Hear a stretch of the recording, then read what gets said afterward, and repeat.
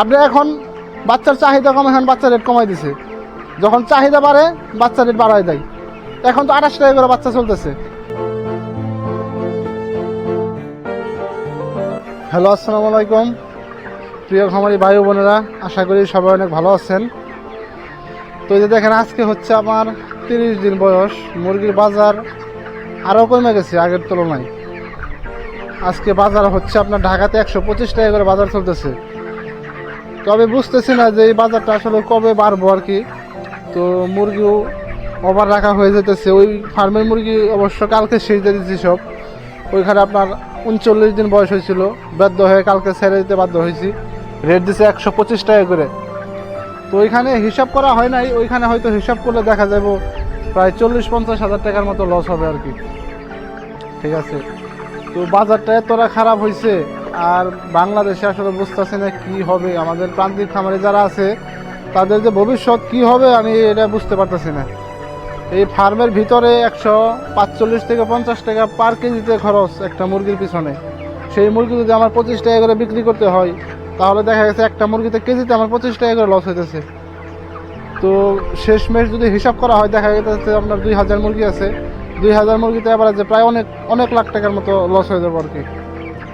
তো এটা আসলে মূলত সিন্ডিকেট, এইগুলো সিন্ডিকেট ছাড়া কোনো কিছু না এগুলো। ঠিক আছে, আপনি দোকানে যা দেখেন 160 টাকা 70 টাকা কেজি খুচরা বিক্রি করতেছে, সেইখানে আমাদের কাছে দিতেছে 25 টাকা রেট। ঠিক আছে, এখন এইভাবে তো মুরগি ছাড়লে পরা কোনো খামারে লাভ করতে পারবো না।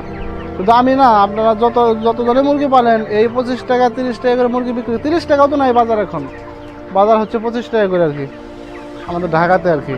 তো এই 25 টাকা করে মুরগি বিক্রি করে কখনোই সম্ভব না আপনি লাভ করতে পারবেন এখান থেকে।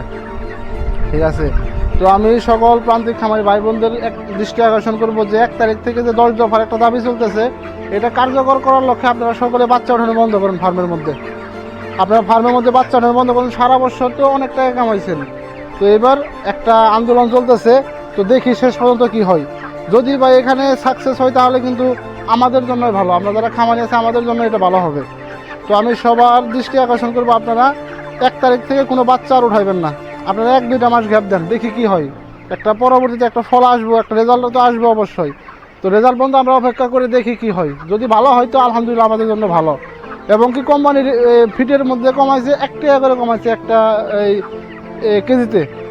তো 50 কেজি বস্তাতে আপনার 50 টাকা কমাইছে। ওই 50 টাকা আপনারা সবাই বলেন আরও 50 টাকা বাড়ানোর জন্য, ওই 50 টাকা কমানোর দরকার নাই। ওটা আমাদেরকে আর কি মানে 7-5-14 বোঝাইতেছে আর কি কোম্পানি। ঠিক আছে, একটা ফিটের বস্তাতে 50 টাকা কমাইলে কি হবে তাতে? 1 টাকা কিলো পড়লো আর কি, 1 কেজি ফিটে 1 টাকা কমাইছে। এখানে আমাদের কি হবে? কিছুই হবে না। ঠিক আছে, সুতরাং এই কমানোর সাথে না কমানোটা অনেক ভালো আমি মনে করি আর কি। ঠিক আছে, একটা ফিটের বস্তাতে কম পক্ষে 200-300 টাকা কমাইতে হবে, তাহলে ঠিক আছে। 3500 টাকা বস্তা, এখন 3500 টাকা বস্তা, সেইখানে 3300 টাকা করতে হবে। আগে কিভাবে ফিট বিক্রি করছে তারা? 2200 যখন ছিল, 2500-2600 ছিল, তখন তারা কীভাবে ফিট বিক্রি করছে? এখন তারা 50 টাকা কমিয়ে মনে করে যে গাছে উঠে গেছে কোম্পানি।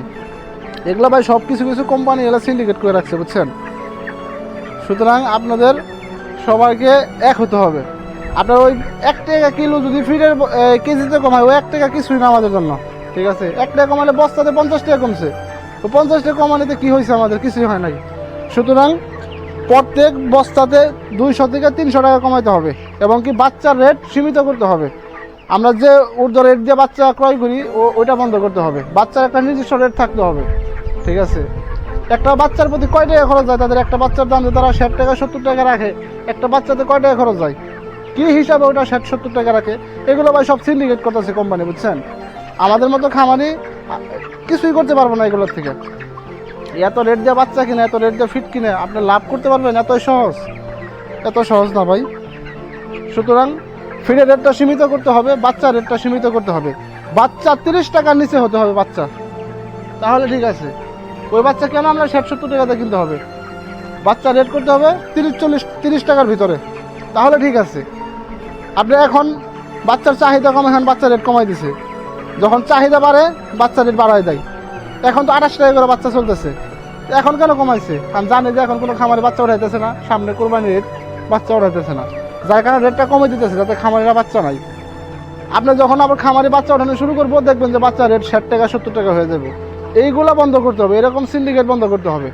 তাহলেই খামারে কিছু লাভ করতে পারবে আর কি, লাভের আশায় থাকতে পারবে আর কি। সারা মাস পরিশ্রম করে এখানে লস দিয়ে তো আমরা ব্যবসা করতে পারবো না।